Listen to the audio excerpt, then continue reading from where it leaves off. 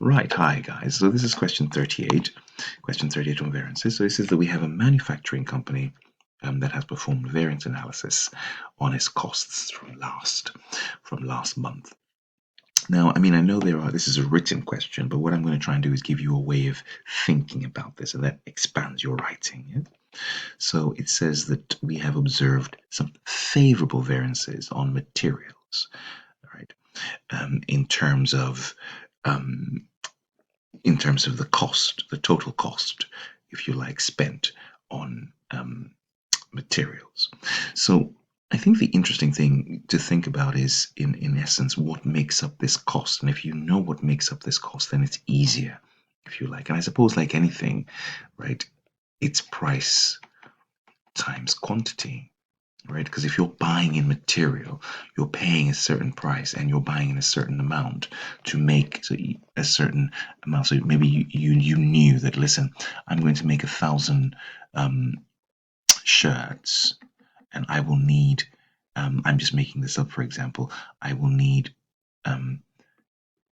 500 meters, and I should pay £10 for each meter. And so technically you thought you would spend £5,000, right? But somehow you've ended up paying £3,000, right? Because that's why this is favorable.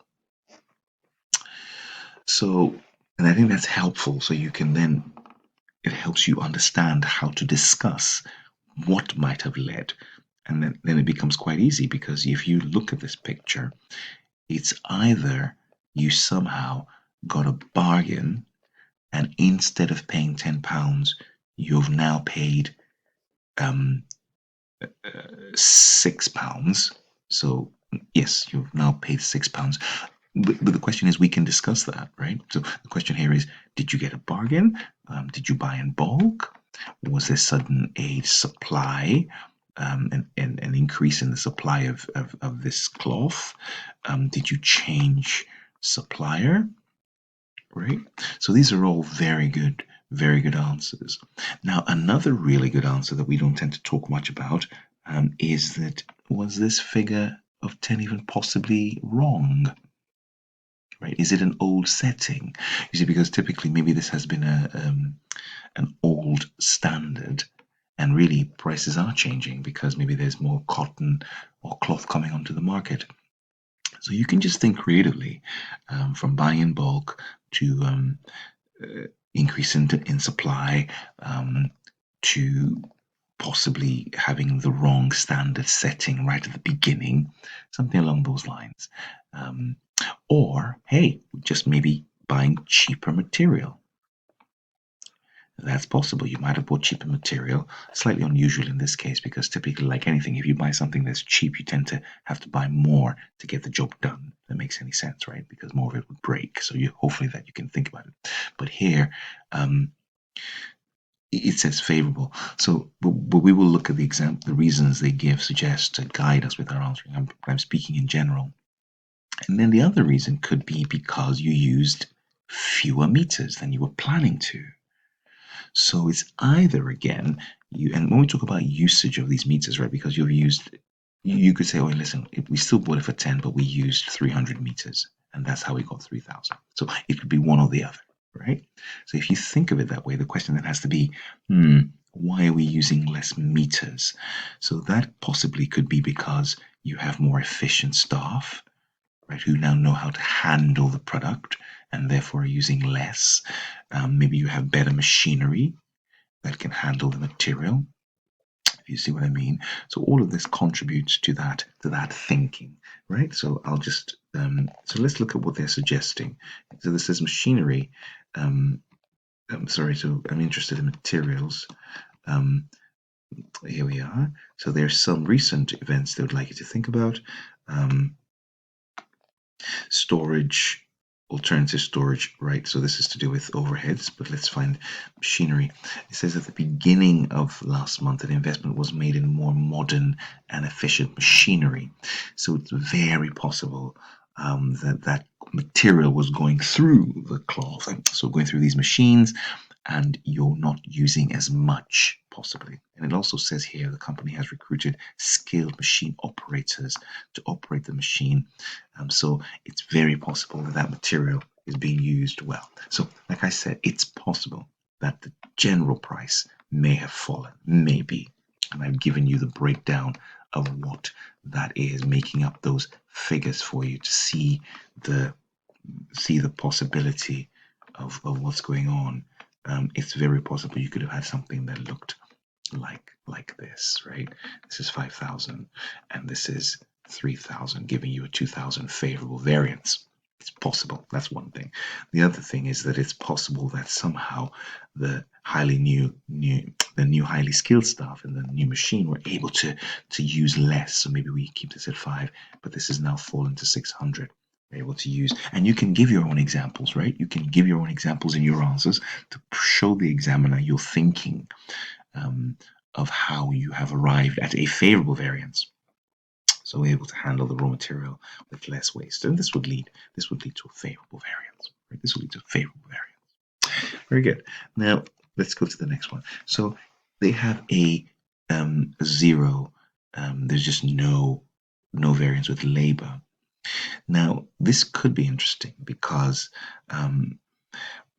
again, there's a number of ways of thinking about this. Let's look at price times quantity, but we need to use the information we have. Labor is a resource like materials. So in general, if you're thinking about this, you expect to use, say, for example, 1,000 hours, and you expect to pay these people £5 an hour, something along those lines, right? This is always, so you're going for £5,000. Now, a 0 variance means that what actually happened was that there was no change. So what actually happened might simply have just been that you paid £5 and they did 1,000 hours.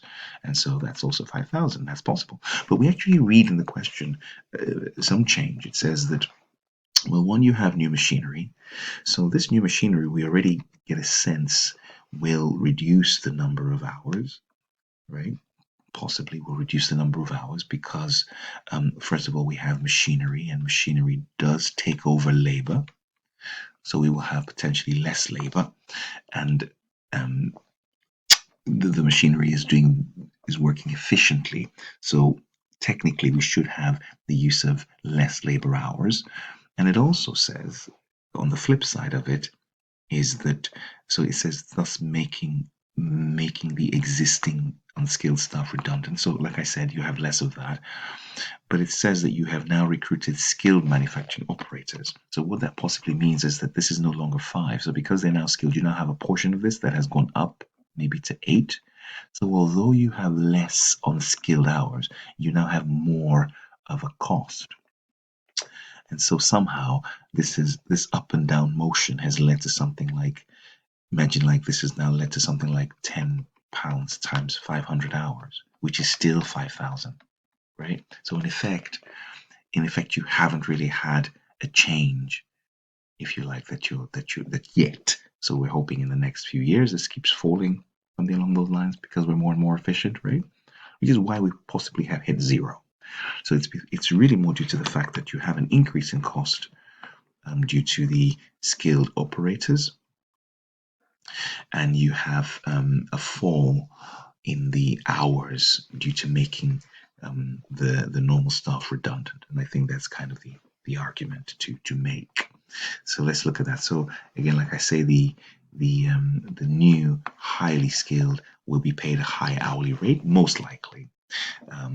And then the redundancy costs, okay, of course, I forgot that. Yes, this would have led, so because you would have had more costs here, but there must be a saving on, there must be a favorable saving on the use of those highly skilled folk who would have reduced and created efficiencies, and this would have counteracted that adverse variance that we saw, that we would have seen due to their increasing price. Great, so that's labor. And then, of course, let's just go back to the fixed overhead. So I guess the question here is, what is a fixed overhead? So you can simply think of rent. Think of rent or something along those lines. And so That's a good one. Rent is a classic. The argument here is that it's now favorable. So maybe you've moved factory, or look at this. It says that alternative, they tell us actually straight away, alternative storage facilities were rented at the beginning of last month, leading to lower monthly payments. Why? There we are. So these are fixed costs that are now favorable. Fixed costs that were now favorable. I think, in all honesty, that feels to me the main one. And then, sorry, of course, you have these depreciation charges that have fallen, but really the reduction in rent is your go-to here, and therefore you overall have a fixed overhead expenditure fall, if you like, and that's really where you're going with that. Yeah, I think that's kind of the main point there. They have here the efficiency of the new machine could improve productive capacity, fair enough, and coupled with higher skilled labor, which is likely to be able to produce more in that week, and more units would have been produced, including the favorable variances. Further, well, I think what you want to go with here, especially with the fixed overhead, is to look at fixed costs and think about things ranging from inflation to moving and finding new premises, right? Because they are fixed. It's unusual to have any variability in here. So I would argue that the idea that, of course, depreciation, you have a new machine, so if you're putting depreciation costs, those are good ones. Those have fallen. That's great. But typically look for changes in the situation, if you like. Maybe finding a new supervisor, paying them a different salary, something along those lines. But it's very much salary costs, rent, and we're looking for changes in that. Cool, awesome. That's question 38.